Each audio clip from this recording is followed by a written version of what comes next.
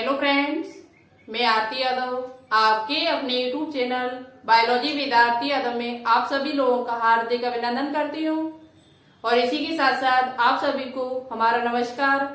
तो आपने थंबनेल में देख ही लिया होगा, आज हम आपके लिए न्यू चैप्टर लेकर आई हूँ जिसका नाम है प्लांट किंगडम, जिसे हिंदी में कहते हैं पादप जगत। क्या कहते हैं? पादप जगत।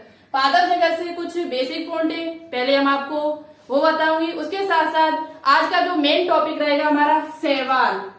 शैवाल क्या होते हैं, इसकी संरचना कैसी होती है, इसका वर्गीकरण किस प्रकार से किया गया, आवास कहाँ है, कहाँ पर ये पाए जाते हैं और इनका आर्थिक महत्व क्या होता है, वो सभी पॉइंट हम आपको बताने की पूरी कोशिश करूंगी जो आपके एग्जाम में आपसे पूछे जाते हो। वैसे भी ये चैप्टर आपके लिए इम्पोर्टेंट है, ऐसे क्वेश्चन पूछे भी गए, हमने पेपर भी कई देखे, जैसे कि आपका बीएचयू बीएससी नर्सिंग हुआ, सीपी नेट हुआ, आरयूएचएस हुआ और आपका पैरामेडिकल टेस्ट हुआ। किसी भी एग्जाम की तैयारी कर रहे हो सभी के लिए ये चैप्टर वेरी इम्पोर्टेंट है, ठीक है। और एक बात आपसे और बोलना चाहती हूँ, यदि आप लोग तैयारी कर रहे हो, मन से तैयारी कर रहे हो, 2021 में सिलेक्शन लेना ही चाहते हो, तो आप लोग ज्यादा से ज्यादा ये कोशिश कीजिए कि टॉपिक को पढ़ा जाए। प्रत्येक टॉपिक यदि आप लोग डिटेल से पढ़ते हो तो एग्जाम में किसी भी प्रकार का क्वेश्चन पूछा जाए आप उसे 101% सॉल्व करके आओगे। यदि आप लोग क्या करते हो, टॉपिक पढ़ते हो। तो एमसीक्यू पर डिपेंड मत रहिए, एमसीक्यू पर आप लोग डिपेंड हो तो शायद आपका संभव सिलेक्शन होना थोड़ा मुश्किल पड़ जाएगा। हम ये नहीं कहते कि आपका सिलेक्शन ना होगा, लेकिन थोड़ा मुश्किल पड़ेगा। तो आप लोग ज्यादा से ज्यादा ये कोशिश कीजिए कि टॉपिक को पढ़ा जाए। टॉपिक को यदि आप लोग पढ़ते हुए चल रहे हो तो बहुत ही अच्छी बात है। तो चलिए बात करते हैं आज पादप जगत। पादप जगत से जो भी पॉइंट हम आपको बताएं सभी पॉइंट आपकी नोटबुक पे नोट डाउन होने चाहिए, जिससे आप इन चीजों को बाद में रिवाइज भी कर सको। एक बात आपसे और बोलना चाहती हूँ जो आपको सुनना बहुत ज्यादा जरूरी है। जिस दिन हम वीडियो नहीं डाल पाते, जैसे कल वीडियो हमारी नहीं आई, लेकिन कल का दिन हमने आपका बर्बाद नहीं किया। कैसे नहीं किया वो हम बात करते हैं। यहाँ पर हमारा एक चैनल है टेलीग्राम पर, टेलीग्राम चैनल है जिसका नाम है टारगेट बायोलॉजी। इस पर हमने आप क्यूज डालना स्टार्ट कर दिए। क्यूज आपको वो ऐसे क्यूज मिलेंगे जो आपके एनसीईआरटी होंगे, प्रीवियस ईयर पूछे हुए क्वेश्चन होंगे। जिस दिन हमारी वीडियो नहीं डाल पा रही है क्योंकि कंटेंट बनाने में भी थोड़ा टाइम लगता है, उस दिन हम क्या किया करेंगे, इस पर आपको लगभग 15 क्वेश्चन मिला करेंगे। 15 प्लस क्वेश्चन आपको इस टेलीग्राम चैनल पर मिलेंगे, जिससे आपका वो दिन बर्बाद न जाए, आपकी तैयारी अच्छी बनी रहे। तो हमने एक न्यू आइडिया आपके लिए लगाया, न्यू विचार किया जो आपके लिए बहुत ज्यादा इम्पोर्टेंट भी है। तो जो भी हमारे टेलीग्राम चैनल से नहीं जुड़े टारगेट बायोलॉजी से, वो उसे ज्वाइन कर लीजिएगा। उसकी लिंक आपको नीचे डिस्क्रिप्शन में मिल जाएगी, नहीं तो आप टेलीग्राम चैनल पर जाके इसे सर्च करना टारगेट बायोलॉजी, तो हमारा लोगो आपको मिलेगा लगा हुआ उस पर चैनल पर, इसी चैनल पर। तो आप वहां से ज्वाइन हो जाइए, और नहीं तो लिंक आपको नीचे डिस्क्रिप्शन में इसकी मिल जाएगी। वहां पर हमने इस पे क्या करेंगे, क्वेश्चन डाला करेंगे और जो इम्पोर्टेंट क्वेश्चन होंगे आपके एग्जाम के लिए, ठीक है। और इस चैनल को आप लोग ज्यादा से ज्यादा शेयर भी करें, टेलीग्राम चैनल को, जिससे और भी स्टूडेंट्स यहाँ पर जुड़ सके। कल भी हमने इसमें कई क्वेश्चन डाले हुए थे, आप लोग लगाना जाके, बहुत ही इम्पोर्टेंट क्वेश्चन थे एनसीईआरटी। और अभी तक आपने इस चैनल को सब्सक्राइब न किया हो तो प्लीज इस चैनल को आप लोग सब्सक्राइब कर लें, हमारे चैनल को, ठीक है, सब्सक्राइब जरूर कर लें, इससे आने वाली जो वीडियो है आपके पास टाइम टू टाइम हमारी पहुंचती रहे। चलिए तो अब बात करते हैं पादप जगत। किस पर बात करते हैं? पादप जगत। तो देखो, पादप जगत को बताने से पहले कुछ इम्पोर्टेंट पॉइंट है वो हम आपको थोड़ा रिवाइज करा देते हैं। आपको पता है कि आर.एच. व्हीटकर के अनुसार ये वर्गीकरण किया हुआ था। आर.एच. व्हीटकर ने 5 जगत वर्गीकरण दिया था। क्या दिया था? आर.एच. व्हीटकर वैज्ञानिक थे, उन्होंने क्या दिया था? आर.एच. व्हीटकर, इन्होंने 5 जगत वर्गीकरण दिया था। कितना? 5 किंगडम क्लासिफिकेशन, 5 जगत वर्गीकरण, 5 जगत वर्गीकरण इन्होंने दिया था। इन्होंने सबसे पहले क्या बताया था आपका? 5 जगत वर्गीकरण। तो आपसे पूछा भी जा सकता है कि 5 जगत वर्गीकरण किसने दिया है, तो वो आपके आर.एच. व्हीटकर नाम के जो वैज्ञानिक है उन्होंने इस वर्गीकरण को दिया था। इन्होंने बताया था कि इन्होंने 5 जगत में बांटा हुआ था। हमारे संसार में पृथ्वी में जितने भी जीव है उनको 5 भागों में, 5 समूह में बांटा था। सबसे पहले kingdom Monera, kingdom protista, kingdom fungi और किंगडम आपका प्लांटी यानी प्लांट, और 5वां जो आपका है वो किंगडम एनिमिलिया। तो आज यहाँ पर हम बात करेंगे प्लांट किंगडम पर। ये तीनों टॉपिक हम आपको पहले ही कंप्लीट करा चुके हैं, आपको पहले से पता है। तो देखो प्लांट किंगडम के अंतर्गत कैसे पादप आते हैं, ये आपको पहली बात पता होना चाहिए। इसमें किस प्रकार की कोशिका होती है, और आपको कमेंट बॉक्स में कमेंट करके बताना होगा जो पीछे के जो तीन है उनमें कोशिका किस प्रकार से होती है, उनकी कोशिका है वो किस प्रकार की होती है। जैसे किंगडम मोनेरा हुआ, किंगडम प्रोटिस्टा हुआ, किंगडम फंजाई हुआ, इनमें किस प्रकार की कोशिका पाई जाती है। यहाँ पर हम बात करेंगे किंगडम किसकी, प्लांटी की, किंगडम प्लांटी की।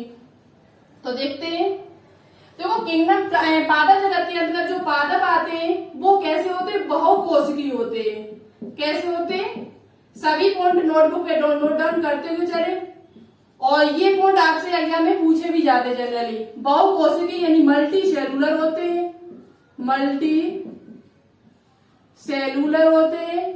और कैसे होते हैं, यूकैरियोटिक होता है। कैसा होता है, यूकैरियोटिक। यूकैरियोटिक का मतलब आपको पहले से भी पता होगा, हम बता भी चुके हैं। यूकैरियोटिक का मतलब होता है जिसमें केंद्रक विकसित हो। कैसा हो, जिसका केंद्र, ऐसी कोशिका जिसमें केंद्रक कैसा हो, विकसित होना चाहिए। केंद्रक में जो कोशिका, केंद्रक में जो भी उसके गुण होते हैं वो सभी गुण इसमें होने चाहिए। ऐसी कोशिका को हम यूकैरियोटिक कोशिका कहते हैं। क्या कहते हैं, यूकैरियोटिक। तो प्लांट किंगडम के अंतर्गत जो भी जीव पादप आएंगे, पहली बात तो ये निश्चित ही है कि इसके अंतर्गत तो पादप ही आएंगे। क्या आएंगे आपके, पादप, क्योंकि पादप जगत की बात कर रहे हैं हम। तो पादप जो होते हैं वो बहुकोशिकीय होते हैं। कैसे होते हैं, बहुकोशिकीय यानी मल्टी सेलुलर होते हैं, यानी कि कोशिका, इनका जो शरीर होता है वो बहुकोशिकीय होते हैं, एक से अधिक कोशिकाएं पाई जाती है। साथ ही साथ इनका जो कोशिका होती है वो कैसी होती है, यूकैरियोटिक होती है। ठीक है, इतने पॉइंट आपको क्लियर हुए होंगे। अब बात करते हैं पादप जो होते हैं उनमें क्लोरोफिल पाया जाता है। जितने भी पादप होते हैं उनमें क्या पाया जाता है, क्लोरोफिल पाया जाता है। और क्लोरोफिल होने की वजह से, क्लोरोफिल यानी पर्णहरित, इसे हिंदी में कहा जाता है पर्णहरित। क्लोरोफिल होने की वजह से कुछ बेसिक पॉइंट है पादप जगत से, वो हम आपको बता देते हैं। फिर उसके बाद बात करेंगे शैवाल पर। ठीक है, बहुत ही इंपोर्टेंट पॉइंट है, सभी अच्छे समझते हुए चले हमारे साथ। क्लोरोफिल जो होता है पर्णहरित पाया जाता है। पर्णहरित पाने की वजह से ये क्या होते हैं, स्वपोषी होते हैं। कैसे होते हैं, स्वपोषी होते हैं। स्वपोषी का मतलब है ये अपना भोजन स्वयं बना लेते हैं, स्वपोषी होते हैं। उसके साथ साथ ये उत्पादक भी कहे जाते हैं। आपसे एग्जाम में पूछा जा सकता है कि पादप जो होते हैं वो उत्पादक होते हैं और उपभोक्ता होते हैं। तो पादप जितने भी होते हैं वो सभी उत्पादक होते हैं, प्रोड्यूसर होते हैं। तो ये स्वपोषी होते हैं, उसके साथ साथ ये कैसे होते हैं, उत्पादक भी कहे जाते हैं। ठीक है, अब देखो पादप जगत को कई समूह में बांटा गया। पादप जगत को समूह में बांटा गया। कैसे बांटा गया है, किसके आधार पर बांटा गया है। तो देखो पादप को समूह में जब बांटेंगे तो कैसे बांटोगे, तो सबसे पहले इंपोर्टेंट पॉइंट आप ये याद कर लें, पादप जो होते हैं वो बहुकोशिकीय होते हैं, मल्टी सेलुलर होते हैं, यूकैरियोटिक होते हैं, इनमें केंद्रक जो होता है वो विकसित होता है, और इनमें क्लोरोफिल पाया जाता है जिसकी वजह से ये अपना भोजन स्वयं बना लेते हैं, स्वपोषी होते हैं। और साथ ही साथ ये उत्पादक होते हैं। ये अपना भोजन किसकी सहायता से बनाते हैं, तो प्रकाश की सहायता से अपना भोजन बना लेते हैं। अब बात करते हैं कि पादप जगत को कैसे बांटा गया। पादप जो है, पादप जगत के अंदर जो भी पादप आते हैं उन्हें किसके आधार पर बांटा गया है, उन्हें किसके आधार पर बांटा गया है। तो देखो पादप जगत को पादप शरीर, उनका पादप शरीर देखा, पादप शरीर यानी प्लांट बॉडी, संवहनी तंत्र, संवहनी तंत्र यानी कि वेस्क्यूलर सिस्टम, साथ ही साथ संवहनी तंत्र, वेस्क्यूलर सिस्टम, और इसके बाद इसे जो बांटा गया वो बीज तथा बीज निर्माण के आधार पर। बीज आपसे पूछा जा सकता है किसके आधार पर इसे बांटा गया है, तो बीज निर्माण के आधार पर, के आधार पर पादप जगत को निम्न समूह में बांटा गया है। और एक हम फ्लो चार्ट से आपको बहुत ही अच्छी तरीके से समझा देंगे कैसे इनको बांटा गया है पादप जगत को। निम्न समूहों में, निम्न उपवर्ग कह सकते हैं आप, सब क्लास कह सकते हो, समूहों में बांटा गया। किसके आधार पर बांटा गया है। अब आपको पता होना चाहिए किसके आधार पर बांटा गया, पादप शरीर यानी कि उनकी प्लांट बॉडी देखी उन्होंने, संवहनी तंत्र यानी वेस्क्यूलर सिस्टम, जाइलम फ्लोएम पाया जाता है या नहीं पाया जाता है। और बीज निर्माण की आदत, क्योंकि कुछ पादप ऐसे हैं जिनमें बीज ही नहीं होते, जैसे कि शैवाल आपका हुआ, इसमें बीज ही नहीं बनते। और भी कुछ पादप हैं जिनमें बीज नहीं बनते। तो उसके आधार पर पादप जगत को निम्न समूहों में बांटा गया है। कैसे, देखो हम आपको बताते हैं यहाँ पर। सबसे पहले इनको 3 भागों में बांटा। कितने भागों में? 3 भागों में। सबसे पहले आपका आता है थैलोफाइटा। क्या आता है? थैलोफाइट। थैलोफाइट। दूसरा आपका आता है ब्रायोफाइट। और ये क्रम भी आप लोग याद कर ले, पूछा जा सकता है बढ़ते हुए क्रम में आपसे पूछा जाए सबसे पहले थैलोफाइट आया या ब्रायोफाइट आया। तो सबसे पहले आपका थैलोफाइट आए थे, ठीक है। उसके बाद आपका आता है ट्रैकियोफाइट। अब ट्रैकियोफाइट के अंतर्गत क्या आता है? ट्रैकियोफाइट। ट्रैकियोफाइट। देखो थैलोफाइट के बारे में अभी हम आपको आगे बताएंगे। उसके बाद बात करते हैं ट्रैकियोफाइट को फिर बांटा गया 3 समूहों में। कितने समूहों में? 3 समूहों में। एक आपका होता है टेरिडोफाइट। टेरिडोफाइट। टेरिडोफाइट। एक आपका होता है आवृत एंजियोस्पर्म, वो जिम्नोस्पर्म। जिम्नोस्पर्म। जिम्नोस्पर्म, जिसे हिंदी में कहा जाता है आवृत बीजी, अनावृत बीजी, सॉरी, अनावृत बीजी। अनावृत बीजी। एक आपका होता है एंजियोस्पर्म। एंजियो, ये फिलोचार्ट से आप लोग समझ सकते हो। एंजियोस्पर्म, इसे हिंदी में कहा जाता है आवृत बीजी। क्या कहा जाता है? आवृत बीजी। अभी हम आपको थोड़ा थोड़ा इनका मतलब भी बता देंगे।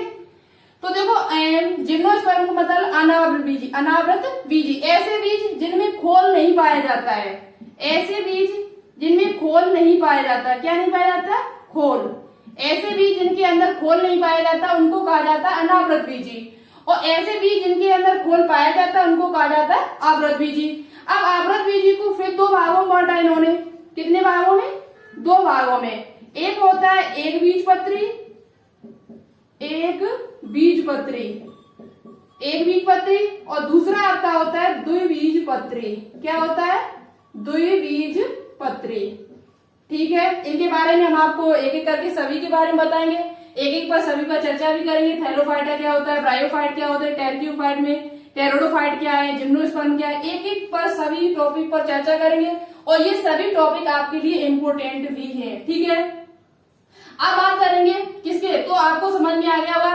पादप जगत को सबसे पहले 3 समूह में हमने बांटा, थैलोफाइट, ब्रायोफाइट, टेरिडोफाइट। उसके बाद टेरिडोफाइट और टेरिडोफाइट को फिर 3 भागों में बांटा। टेरिडोफाइट इसके अंतर्गत आता है जिम्नोस्पर्म आते हैं और एंजियोस्पर्म आते हैं। एंजियोस्पर्म को फिर हमने बांटा है एक बीजपत्री और 2 बीजपत्री। अब बात करेंगे सबसे पहले थैलोफाइट। थैलोफाइट क्या होते हैं, तो देखो थैलोफाइट जो शब्द है ये 2 शब्दों से मिलकर बना है। कितने शब्दों से मिलकर बना है? 2। समझ, देखो आपसे पूछा जा सकता है थैलोफाइट का मतलब, तो आप बता सकते हो। वैसे भी ज्यादा से ज्यादा नॉलेज होनी चाहिए आपके पास। Thallus, thallus plus phyte. Thallus plus phyte. Thallus का मतलब होता है ऐसे पादप जिनमें जड़, तना और पत्ती, इनका पादप शरीर जो होता है वो जड़, तना, पत्ती में विभेद नहीं कर पाओगे। आप ये नहीं पहचान पाओगे कि इसमें जड़ कहाँ पर है, तना कहाँ पर है, ये आप पहचान नहीं पाओगे। ऐसे पादपों को थैलस कहा जाता है। ऐसे पादप शरीर जिनका इनके अंदर आप जड़, तना, पत्ती में विभेद नहीं कर पाते, उसे थैलस कहा जाता है। उसे क्या कहा जाता है? थैलस कहा जाता है। तो थैलोफाइटा के अंतर्गत जो पादप आएंगे उनमें जड़, तना और पत्ती में आप विभेद नहीं कर पाओगे। जैसे कि आपका आता है शैवाल, जैसे में आपका क्या आता है? शैवाल। तभी हम यहाँ पर शैवाल पर सबसे पहले चर्चा करेंगे। और ये आपका प्राथमिक पादप भी है। सबसे पहले जो पादप आपके आए थे वो क्या थे? शैवाल ही थे। क्योंकि और ये फिर धीरे धीरे विकास हुआ, फिर थोड़ा और विकास हुआ, ब्रायोफाइटा में और थोड़ा हुआ, फिर जिम्नोस्पर्म में, टेरिडोफाइटा में और हुआ, फिर बीज बनना स्टार्ट हुए। तो इस प्रकार से विकास हुआ। तो आपसे ऐसे भी पूछा जा सकता है बढ़ते हुए क्रम में पादप को कैसे, पादप जगत को लिखोगे, तो सबसे पहले थैलोफाइट, फिर ब्रायोफाइट, फिर टेरिडोफाइट, फिर जिम्नोस्पर्म आते हैं, फिर एंजियोस्पर्म आते हैं। ठीक है, एक बात यहाँ पर और अच्छे समझ लो, इसका शरीर कैसा है? विभेद नहीं कर पाते हो। और ब्रायोफाइटा के अंतर्गत आपका समयनी तंत्र नहीं पाया जाता है। जो जाइलम फ्लोएम होते हैं वो ब्रायोफाइट के अंदर नहीं पाए जाते हैं। ये बात हम आगे ही कर लें, यहाँ पर बताएंगे तो वहां पर फिर बताना पड़ेगा, तो वहीं पर हम इकट्ठी बात कर लेंगे, ठीक है। तो अब हम बात करेंगे यहाँ पर शैवाल। अब मेरी बात किस पर आएगी? शैवाल पर। तो चलिए अब बात करते हैं शैवाल पर। ओके, इतनी पॉइंट आपको अच्छे समझ में आ गए, आप स्क्रीनशॉट भी ले सकते हो पीछे करके, ठीक है। तो ये किसके आधार पर बांटा गया था? ये समयनी तंत्र, बीज निर्माण, बीज किसमें बनते किसमें नहीं बनते, ये भी हम आपको आगे बता देंगे अच्छी तरीके से, ठीक है। तो चलिए अब बात करते हैं शैवाल पर। शैवाल क्या होता है, ठीक है। तो देखिए एक पॉइंट आपको और बता देते हैं। आपको पहले से ही पता है कि पादप जो कोशिका होती है, पादप कोशिका, पादप की जो भी कोशिका यानी पादप जगत में जो भी पादप आए उनकी जो कोशिका होती है उसमें क्या होता है? कोशिका कला तो होती है पहले से, सेल मेम्ब्रेन तो पाई जाती है, कोशिका कला। कोशिका कला के ऊपर, कोशिका कला जैसे आपकी ये हुई, और कोशिका कला के ऊपर एक आवरण आपका और चढ़ा होता है। एक आवरण जो आपका चढ़ा होता है दूसरा, उसे क्या कहते हैं? तो उसे कहा जाता है कोशिका भित्ति। कोशिका भित्ति। आपसे पूछा जा सकता है कि पादप को जंतु कोशिका और कोशिका भित्ति में क्या अंतर है? पादप कोशिका में तो आपका पादप कोशिका जो होती है उसमें कोशिका भित्ति भी पाई जाती है, जबकि जंतु कोशिका में कोशिका भित्ति नहीं पाई जाती है। तो आपसे ये भी पूछा जा सकता है कि पादप कोशिका में कोशिका भित्ति पाई जाती है नहीं पाई जाती है? तो पादप कोशिका में कोशिका भित्ति पाई जाती है, जबकि जंतु कोशिका में कोशिका भित्ति नहीं पाई जाती है। जितने भी जंतु की कोशिका होती है आगे आपको हम बताएंगे भी, जंतु कोशिका में कोशिका भित्ति नहीं पाई जाती है, ठीक है। तो ये भी एक इम्पोर्टेंट पॉइंट था। जितने भी पादप जगत के अंदर जो भी सदस्य हुए उनके कोशिका कला के ऊपर एक और आवरण चढ़ा होता है, जिसे क्या कहते हैं? कोशिका भित्ति कहते हैं। अब बात करेंगे शैवाल पर। तो सबसे पहले बात करते हैं शैवाल जो होता है, जिसे इंग्लिश में कहा जाता है एल्गी। क्या कहा जाता है? एल्गी। एल्गी शब्द कहां से लिया गया है? एल्गी का मतलब क्या होता है? किस भाषा से ये शब्द लिया गया है? तो एल्गी शब्द की जो उत्पत्ति है, एल्गी शब्द की जो उत्पत्ति है वो आपकी एल्गा शब्द से हुई। लैटिन भाषा का एक शब्द है, लैटिन भाषा का ये शब्द है। पहली बात तो किस भाषा से शब्द लिया गया? लैटिन भाषा से। लैटिन भाषा का शब्द है क्या? Algae, alga. एल्गा शब्द जो आपका है, एल्गा लैटिन भाषा का एक शब्द है जिसे कहते हैं एल्गा। एल्गा का मतलब क्या होता है? तो एल्गा का मतलब होता है समुद्री खरपतवार। क्या होता है? समुद्री खरपतवार। ये आपसे क्वेश्चन पूछा भी जा सकता है, आगे पूछा भी गया है कि एल्गा शब्द का मतलब क्या होता है। तो एल्गी शब्द है वो एक लैटिन भाषा का शब्द है, और जो शब्द है वो किससे लिया है? एल्गा शब्द से इसकी उत्पत्ति हुई है, और इसका मतलब होता है समुद्री खरपतवार। क्या होता है? इसका जो अर्थ होता है वो क्या होता है? समुद्री खरपतवार होता है। अब बात करते हैं कि एल्गी शब्द है वो किस वैज्ञानिक ने दिया था? एल्गी शब्द है वो किस वैज्ञानिक के द्वारा दिया गया था? तो एल्गी शब्द आपका लीनियस नाम के जो वैज्ञानिक थे उनके द्वारा ये शब्द दिया गया था। किसके द्वारा? लीनियस नाम के वैज्ञानिक थे जिनके द्वारा आपका एल्गी शब्द दिया गया था। अब बात करते हैं कि एल्गी जो शब्द है, एल्गी ये इसके कितने वंश है, कितनी जातियां है, बेसिक पॉइंट कुछ आपसे पूछे जा सकते हैं शायद है, और वैसे भी आपको पता होने चाहिए। तो देखो एल्गी जो होता है उसकी वंश की बात करते हैं तो 1800 वंश है इसके। कितने वंश है? 1800 इसके वंश है, जीनस है, और 24,000 लगभग जातियां हैं। कितनी? लगभग 24,000 इसकी जातियां हैं। एल्गी जो है उसके जो शैवाल होते हैं उसकी लगभग 1800 वंश है और 24,000 इसकी जातियां होती हैं। एल्गी शब्द किस भाषा से लिया हुआ शब्द है? तो लैटिन भाषा से लिया शब्द है, और जो जिसका मतलब क्या है? एल्गा। एल्गा का अर्थ होता है समुद्री खरपतवार। और एल्गी शब्द किस वैज्ञानिक ने दिया है आपसे पूछा जा सकता है, तो ये लीनियस नाम के वैज्ञानिक थे, उनके द्वारा ये शब्द दिया गया है। अभी बात करेंगे कि एल्गी जो शैवाल इसका अध्ययन किसमें किया जाता है और भारतीय शैवाल विज्ञान के जनक किसे कहा जाता है, सभी पॉइंट पर डिस्कस करेंगे, क्योंकि किसी को नहीं मालूम है कि एग्जाम में कौन सा क्वेश्चन पूछ लिया जाए। तो पहले से ही ना पढ़ के जाओ अच्छे से, यदि आप प्रत्येक पॉइंट को पढ़ते हुए पहले से चलोगे तो आपको कभी भी एग्जाम में प्रॉब्लम नहीं आएगी और आप लोग लगातार देखते रहे। अच्छा लगे कंटेंट पढ़ने में, अच्छा लग रहा हो, मन लग रहा हो आपका, तो प्लीज इस वीडियो को लाइक करें और ज्यादा से ज्यादा अपने दोस्तों के साथ शेयर जरूर करें। अब बात करते हैं इसकी स्टडी किसमें की जाती है।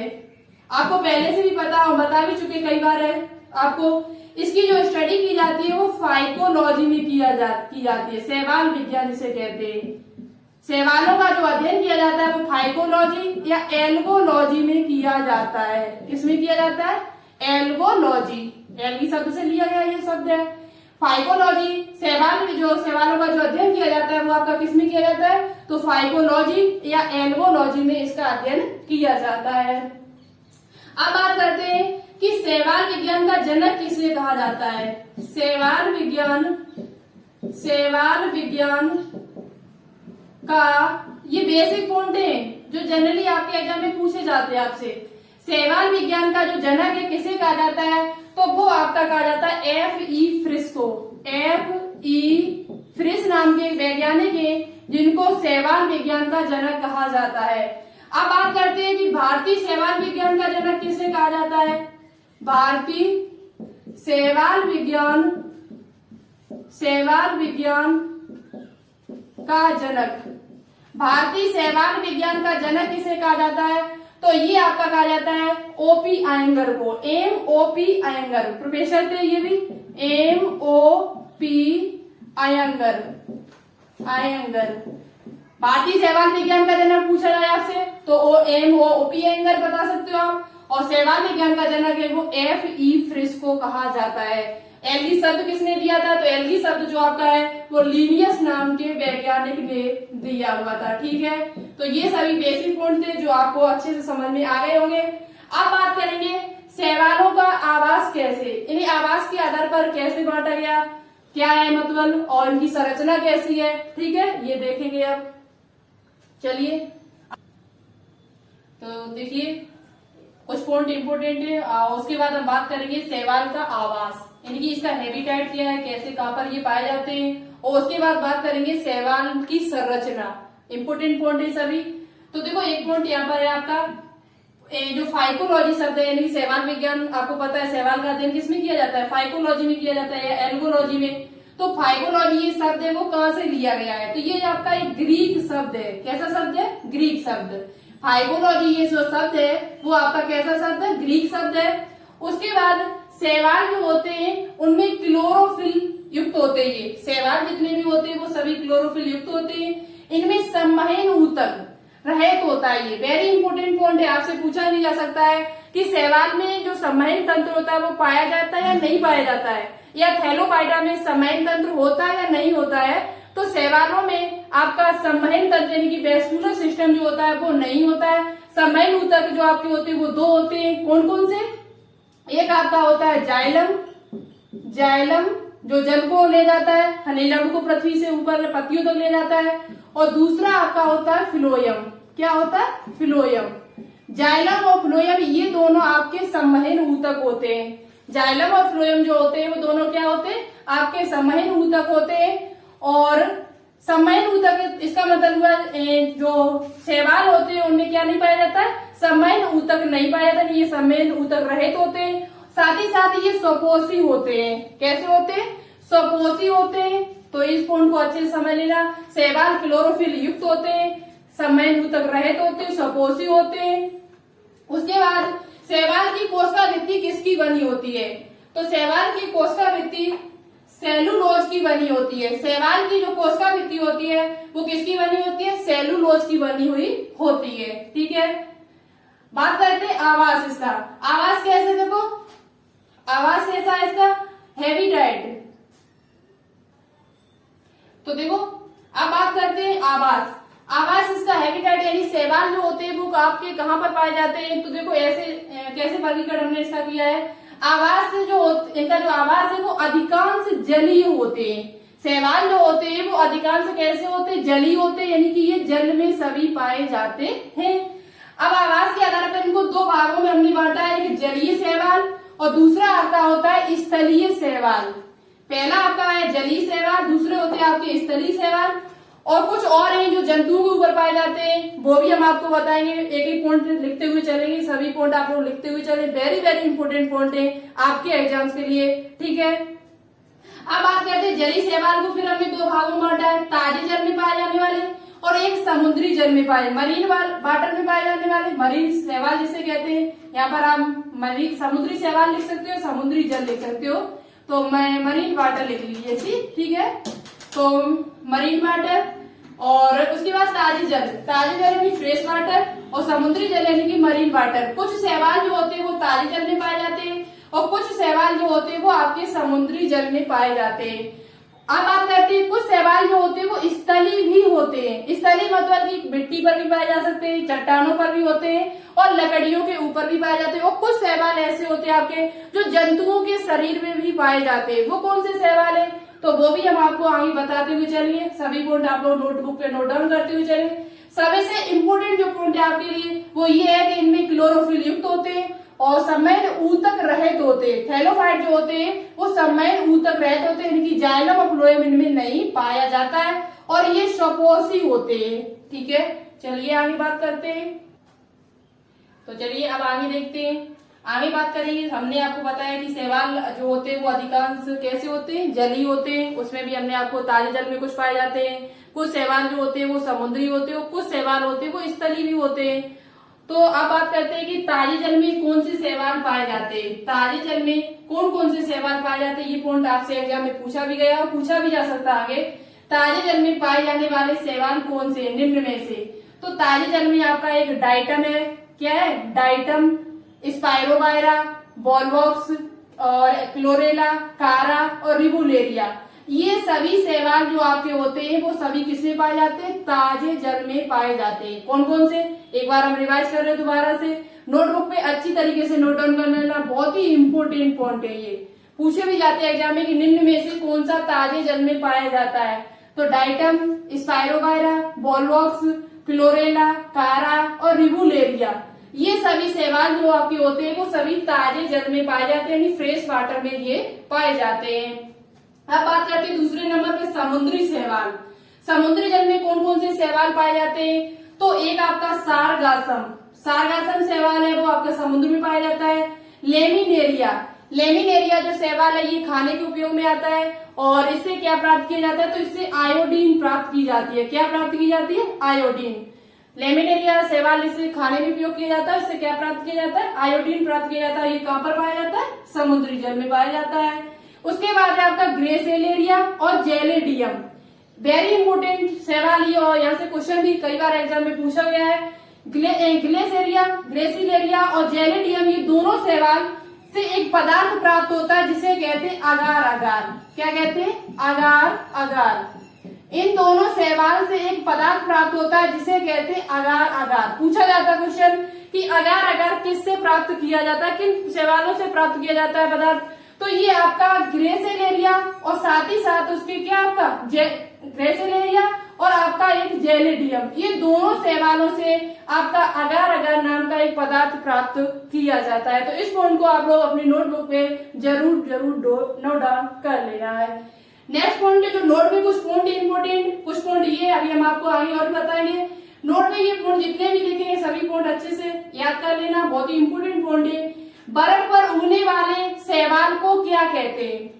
यदि आपसे पूछा जाए कि बर्फ पर उगने वाले शैवाल को क्या कहा जाता है, तो बर्फ पर उगने वाले शैवाल को क्रिप्टोफाइटस कहा जाता है।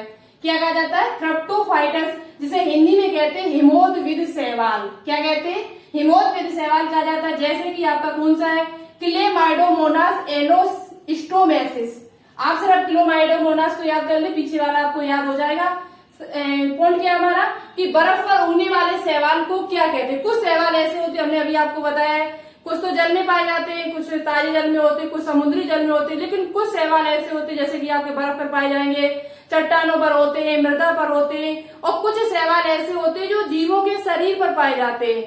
तो घोंगे के शरीर पर कौन सा शैवाल पाया जाता है, हाइड्रा पर कौन सा पाया जाता है, ये भी पॉइंट अभी हम डिस्कस करेंगे यहाँ पर ही।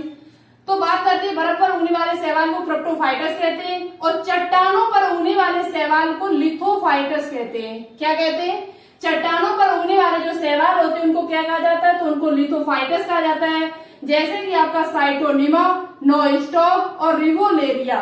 ये जो शैवाल होते हैं, आपको रिवोलेरिया यहाँ पर भी दिख रहा है, यहाँ पर भी देखो दिख रहा है। तो कुछ शैवाल ऐसे हैं जो आपके चट्टानों पर भी पाए जाते हैं और जल में भी पाए जाते हैं। ठीक है, तो ये सभी पॉइंट आपके लिए बहुत ज्यादा इंपोर्टेंट है।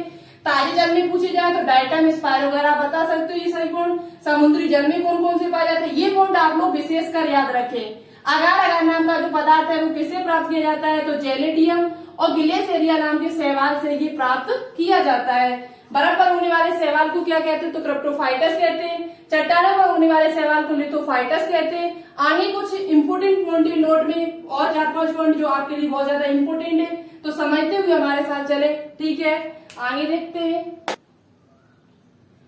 तो देखो आगे तीसरा पॉइंट आपका जो इम्पोर्टेंट पॉइंट है, परजीवी शैवाल। कुछ शैवाल ऐसे होते हैं जो दूसरे जीवों पर भी अपना भोजन प्राप्त करते हैं, तो वो आपका कौन सा है, तो सिफिलियोरोस वाइरिसेंस। वेरी इंपोर्टेंट है ये शैवाल आपके लिए, सिफिलियोरोस वाइरिसेंस। ये क्वेश्चन भी पूछा गया कई बार एग्जाम में। सिफिलियोरोस वाइरिसेंस शैवाल, ये शैवाल कहाँ पर पाया जाता है परजीवी के रूप में, तो ये चाय तथा कॉफी की पत्तियों, कॉफी की पत्तियों पर रेड रस्ट ऑफ टी रोग, ये जो रोग शैवाल होता है सिफिलियोरोस वाइरिसेंस नाम का एक शैवाल होता है, परजीवी शैवाल है, जो आपके चाय एवं कॉफी की पत्तियों पर पाया जाता है और वहां पर एक रोग उत्पन्न करता है। उस रोग का नाम है रेड रस्ट ऑफ टी। क्या नाम है, रेड रस्ट ऑफ टी।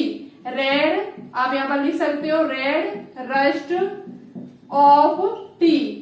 ऐसा रोग है जो चाय और पत्तियों पर कौन सा रोग फैलाता है, रेड रस्ट ऑफ टी रोग उसे कहा जाता है। और ये कौन सा शैवाल है जो चाय और कॉफी की पत्तियों पर पाया जाता है, तो वो आपका है सिफिलियोरोस वाइरिसेंस। अच्छे से याद कर लेना। आपसे पूछा जाता है कि रेड रस्ट ऑफ टी रोग किसके कारण होता है, किस शैवाल के कारण होता है, तो वो आपका सिफिलियोरोस वाइरिसेंस शैवाल के कारण होता है, जो एक आपका क्या है, परजीवी शैवाल होता है।